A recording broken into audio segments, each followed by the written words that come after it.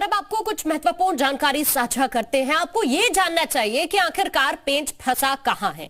Graphics आपको कुछ दिखाते हैं और उन ग्राफिक्स के जरिए आप समझ पाएंगे कि आखिरकार दिक्कत कहां रही है। दरअसल याचिकाकर्ताओं की तरफ से राज्य सरकार पर बड़ा आरोप लगाया गया है। ओबीसी आरक्षण में प्रक्रिया का पालन न करने का आरोप लगाया है। ट्रिपल टेस्ट की औपचारिकता का पालन नहीं किया गया, इस तरह का आरोप भी लगा है राज्य सरकार पर। बिना ट्रिपल टेस्ट नोटिफिकेशन जारी कर दिया गया। सुप्रीम कोर्ट के दिशा निर्देश का पालन नहीं किया गया, ये आरोप लग रहा है राज्य सरकार पर।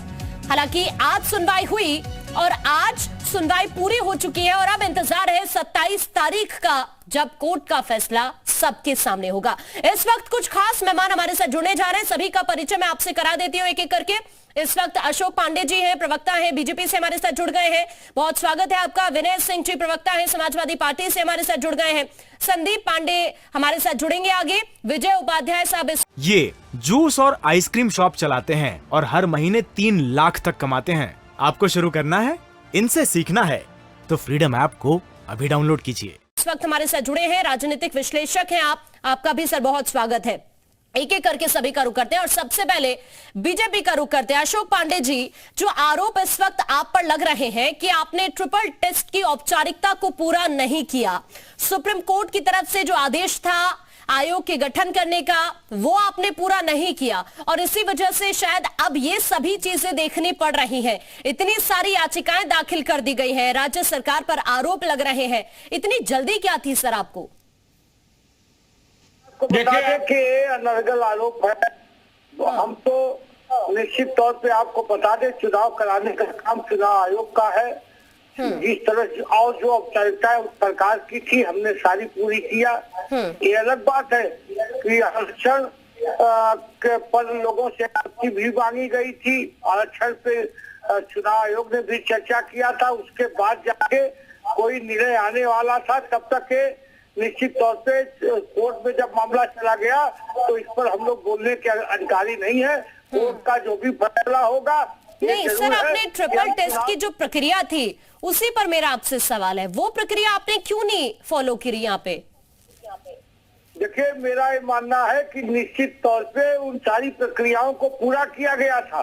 हाँ। आरक्षण के सवाल पर अब देखिएगा फैसला 27 को क्या आएगा मुझे नहीं मालूम, लेकिन उत्तर प्रदेश सरकार ने सारी औपचारिकताएं पूरी की थी। नहीं, अगर औपचारिकताएं पूरी की थी तो इतनी सारी याचिकाएं फिर आपके खिलाफ दाखिल हो गई। कोर्ट भी तो इस बात का जिक्र कर रहा है ना, कोर्ट भी तो नाराजगी जाहिर कर रहा है ना इस बात की। आपको इतनी जल्दबाजी क्या थी कि आपने तुरंत के तुरंत रैपिड सर्वे करा दिया और आधार आपके पास क्या है वो भी आपको क्लियर नहीं है? देखिए निश्चित तौर पे इसीलिए आपत्ति मांगी जाती है। हर मुद्दे पर जब कोई घोषणा होती है तो 15 दिन के लिए आपत्ति मानी जाती है। वही आपत्ति जो कोर्ट तक ले गई और निश्चित तौर पे उन आपत्तियों पर चर्चा होगी और फिर चुनाव की घोषणा होगी। हाँ ठीक है, मैं आपके पास अभी लौट रही हूँ। इस वक्त याचिकाकर्ता संदीप जी हमारे साथ खुद जुड़ गए हैं। संदीप पांडे जी बहुत स्वागत है आपका। मेरा आपसे सवाल है, आज क्या कुछ कोर्ट में हुआ? जो याचिका आपकी तरफ से दायर की गई, कोर्ट का क्या रुख रहा, जरा आप पहले क्लियर कीजिए संदीप जी। जी बहुत बहुत धन्यवाद। देखिए सबसे पहले जब सरकारी वकील ने अपनी बात न्यायालय में रखी और उन्होंने ये बात कही कि हमने 2017 में जो रैपिड सर्वे कराया था, हाँ। उस सर्वे के आधार पे हमने 2017 में निकाय चुनाव कराए और उसी सर्वे के आधार पे हमने 2022 में फिर अन्य पिछड़ा वर्ग के लिए सीटें आरक्षित कर दी। तो इसमें विवाद की स्थिति कहां है? तो जज साहब ने, जो कि पहले याचिकाकर्ता के वकील को सुन चुके थे, जज साहब ने कहा कि देखिए ऐसा है कि कोई भी कार्य के लिए अगर सवाल नहीं उठाया जा रहा है तो क्या आप अपनी मनमर्जी से काम करते रहेंगे? अब जब सवाल उठा है तो आपको इसका जवाब देना चाहिए। दरअसल कृष्णमूर्ति वर्सेस महाराष्ट्र गवर्नमेंट का 2010 का सुप्रीम कोर्ट का जो ऑर्डर था, हाँ। उस ऑर्डर में साफ साफ कहा गया था कि अन्य पिछड़ा वर्ग को अगर राजनीतिक तौर पे आरक्षण देना है तो उसके लिए एक डेडिकेटेड आयोग का गठन करना पड़ेगा। 3 लेयर उसका सर्वे होगा, उस सर्वे के आधार पे जो है आप फिर अन्य पिछड़ा वर्ग को आरक्षण दे सकते हैं। एक बहुत अच्छी बात उन्होंने कही थी कि पॉलिटिकल क्लास और पॉलिटिकल कास्ट, इन दोनों में बहुत जमीन आसमान का फर्क है। आप बाई कास्ट तो जो है बैकवर्ड हो सकते हैं, बट जरूरी नहीं है कि आप जो है पॉलिटिकली भी बैकवर्ड हो। तो बैकवर्ड रिजर्वेशन अगर आपको देना है तो उसके लिए आप कितना पॉलिटिकली बैकवर्ड है इसकी गिनती तभी हो पाएगी जब आप ट्रिपल टेस्ट प्रक्रिया से गुजरेंगे। इसके लिए एक डेडिकेटेड आयोग बनेगा। ये मात्र एक सामाजिक आरक्षण या आर्थिक आरक्षण जैसा नहीं है। आपको पहले इस चीज का आकलन करना पड़ेगा कि जैसे पिछड़ा वर्ग, अन्य पिछड़ा वर्ग में तमाम जातियां हैं, तो उन जातियों में राजनीतिक जो प्रतिनिधित्व है वो किन जातियों का कम है, इसका पता लगाना पड़ेगा हमें पहले। बैकवर्ड रिजर्वेशन को और पॉलिटिकल बैकवर्ड रिजर्वेशन को अलग अलग माने। राइट, बिल्कुल अलग माना है, बिल्कुल अलग माना है। और सरकारी वकील बार बार ये बात कह रहे थे कि जो हमने रैपिड सर्वे कराया है वो बिल्कुल ऑथेंटिक रिपोर्ट है। जज साहब ने उस बात को कहा कि चलिए हमने मान भी लिया कि आपने जो सर्वे कराया है वो रिपोर्ट 100% सही है, मगर उसके बावजूद आपका बनाया हुआ आयोग कहां है, जो कि सुप्रीम कोर्ट ने 2010 में कहा था। और इसी के साथ साथ एक बात और भी उन्होंने कही कि आप अगर रैपिड सर्वे कर रहे हैं तो आप हेड काउंटिंग कर सकते हैं कि किस एरिया में कितना अन्य पिछड़ी जाति का व्यक्ति रह रहा है, मगर आप ये कैसे पता लगाएंगे कि राजनीतिक तौर पे कौन सी जाति कितनी पिछड़ी है। ठीक है अशोक जी, इसी पर मैं आपसे जवाब ले लेती हूँ। इस बात का जिक्र तो कोर्ट भी कर रहा है, अगर आपने प्रक्रिया का पालन किया है तो जो आयोग का गठन करना था वो कहां है? अशोक जी देखिए हमने रैपिड एक्शन के हिसाब से हमने सर्वे कराया था, रैपिड सर्वे कराया था, उसी आधार पे चुनाव होता था। 2017 में, अलग बात है, 2017 में अलग बात है कि कोर्ट ने इसको भी माना, लेकिन कोर्ट ने यह जरूर कहा कि उन पिछड़ी जातियों के लिए जो सामाजिक रूप से पिछड़े हैं उनका प्रतिनिधित्व क्यों नहीं है, इस पर निश्चित तौर पे हम अब फैसला जो भी आएगा, हमें गठन तो आयोग का करना ही पड़ेगा, ये नियम है। उसके बाद हम नहीं, आप गोलमोल जवाब दे रहे हैं अशोक जी, गोलमोल जवाब दे रहे हैं आप, क्लियर चीजें आप भी नहीं कर रहे हैं। मैं आपके पास अभी लौट रही हूँ, विनय सिंह जी आप कुछ कहना चाह रहे हैं, लेकिन एक सवाल मेरा भी आपसे है। ये याचिका इतनी सारी दायर की गई है, क्या ये समाजवादी पार्टी को स्टैंड नहीं लेना था? अगर ट्रिपल टेस्ट नहीं किया गया तो आप फिर चुप क्यों थे? आपने क्यों याचिका दायर की नहीं? देखिए, हम बार बार आयोग से भी हर चीजों पे बार बार कहते रहे हैं और कह रहे हैं। जब इतने याचिकाकर्ताओं ने जब याचिका डाली है तो यह सारी चीजें तब जाकर के सामने आया। कहीं न कहीं समाजवादी पार्टी ने भी इसमें स्टैंड लिया है। और पहली चीज, दूसरी चीज, अभी जो पांडे जी याचिकाकर्ता जिन्होंने याचिका दायर की है वो बात की बात है, आपकी तरफ से क्या किया गया? आप कौन सी राजनीति कर रहे थे यहाँ पर? बिल्कुल चुनाव आयोग से जाकर के हमारा प्रतिनिधिमंडल बार बार मिल रहा है कि कहीं न कहीं आरक्षण के साथ खिलवाड़ हो रहा है। तो आपने याचिका क्यों नहीं दायर की? फिर आपको आपत्ति थी तो आप भी कोर्ट का रुख करते।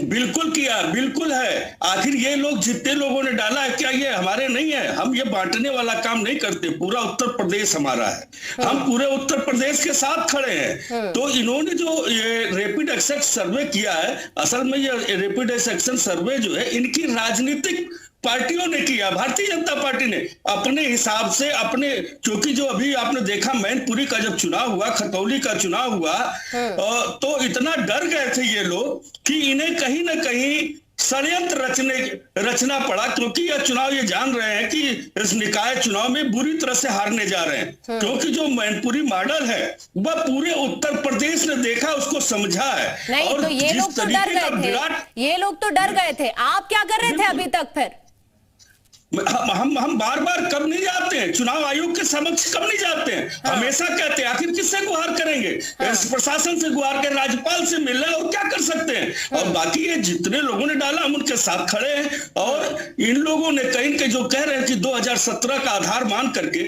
आप ये बताइए 2017 को आधार कैसे मान लेंगे? तो इन्होंने कहा रैपिड उस समय जो है सर्वे कराए थे।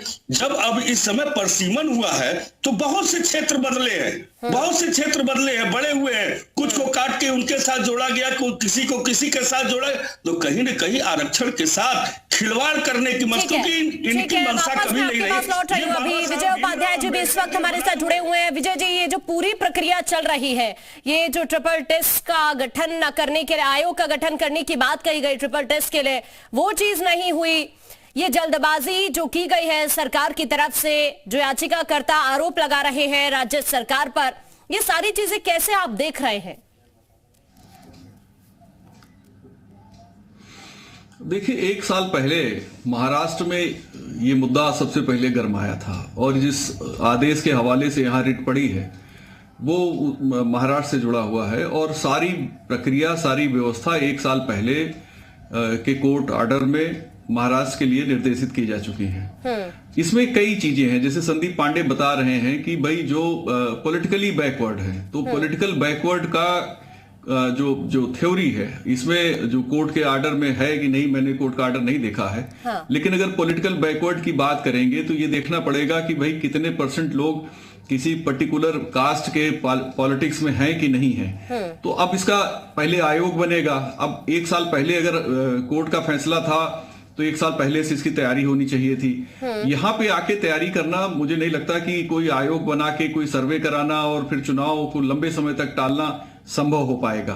कोर्ट का फैसला क्या आएगा वो हम लोग उसका इंतजार कर सकते हैं। लेकिन जो ट्रिपल टेस्ट है, विजय जी, इसके बारे में क्या लग रहा है, क्या ऐसा हो सकता है? हालांकि 27 जी देखिए लगने के नहीं है। देखिए हाई कोर्ट जो ऑर्डर देगा चुनाव कराने का, निर्देशित अगर कर देगा तो लटकेगा चुनाव और लंबे समय तक लटकेगा, क्योंकि तो आयोग बनेगा।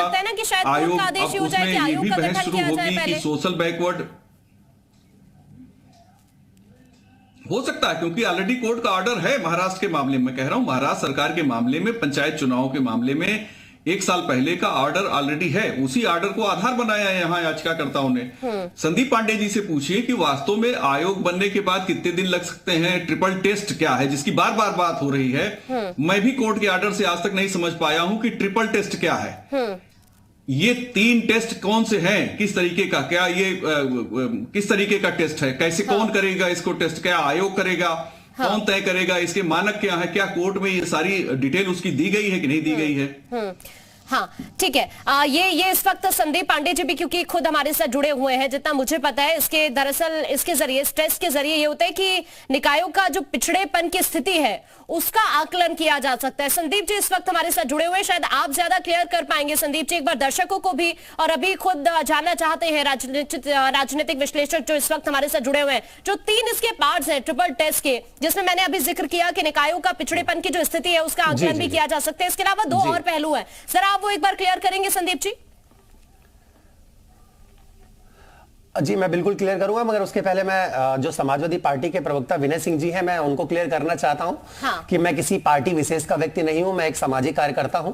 हाँ। और पीआईएल्स मैं एक नहीं, मेरी 3-3, 4-4 पीआईएल हाईकोर्ट में ऑलरेडी पड़ी हुई हैं। हाँ। ठीक है। और अगर हम ये ट्रिपल टेस्ट को समझे, बहुत इजिली तरीके से समझे, तो सबसे पहले नगरपालिका स्तर पे इसका आकलन करना है, उसके बाद जो है जिले स्तर पे करना है, उसके बाद प्रदेश स्तर पे करना है। बहुत 3 लाइनों में सीधा सा उत्तर है कि एक आयोग बनेगा। और एक चीज और कहना चाहता हूं, जो अभी बार बार ये कह रहे थे कि पॉलिटिकल पार्टी ने ही ओबीसी का सर्वे कर लिया था। हाँ। वो दरअसल ऐसा नहीं था। स्टेट ओबीसी कमीशन जो होता है उसने जो है रैपिड सर्वे कराया था 2017 में। हाँ। वो किसी पर्टिकुलर राजनीतिक पार्टी ने नहीं कराया था। हाँ। वो स्टेट ओबीसी कमीशन ने कराया था। और जज साहब बार बार ये बात बोल रहे थे कि ठीक है आपने बहुत लार्जर स्केल पे काम कराया, और ये जूस और आइसक्रीम शॉप चलाते हैं और हर महीने 3 लाख तक कमाते हैं। आपको शुरू करना है, इनसे सीखना है, तो फ्रीडम ऐप को अभी डाउनलोड कीजिए।